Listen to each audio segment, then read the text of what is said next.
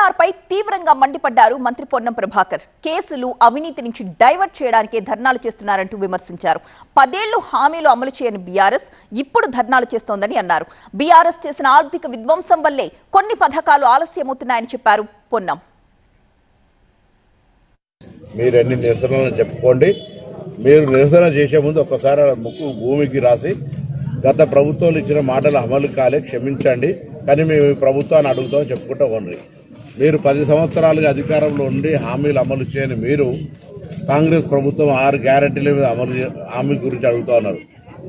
5 లక్షల నుంచి 10 లక్షల రూపాయల ఆరోగ్యశ్రీ, 200 యూనిట్ల ఉచిత విద్యుత్, సన్నవడ్లకు 500 రూపాయలు, మహిళలకు సంబంధించిన ఉచిత బస్సు, 200 యూనిట్ల కరెంటు ఫ్రీ, 500కే గ్యాస్ సిలిండర్, దాని తదుపరి రైతులకు ఉపాధి హామీ కూలీలకు 12,000 రూపాయలు, రైతు భరోసా కార్యక్రమం సంవత్సరానికి 12,000, రుణమాఫీ, ఇందిరమ్మ ఇండ్లు, కొత్త రేషన్ కార్డులు.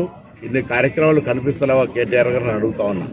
మిగతా కార్యక్రమాలను కూడా చేయాలనే తపన ఆలోచన ఉందా?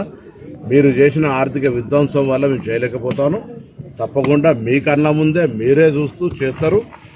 మీరు కూడా కాంగ్రెస్ కోటేయండి, వాళ్ళు అన్యాయం అమలు చేశారని చెప్పే రోజు వస్తుంది. ఓపిక పట్టు, తప్పకుండా చేస్తాం. మీరు తెలంగాణ ప్రజలకు తెలుసు, టీఆర్ఎస్ పార్టీ చేసిన ఆర్థిక విధ్వంసం వల్ల కొన్ని 1-2 హామీలు మహిళలకు సంబంధించింది లేదా పెన్షన్లకు సంబంధించి పెండింగ్లో ఉండొచ్చు, అవి కూడా తప్పకుండా చేసే రోజు వస్తుంది.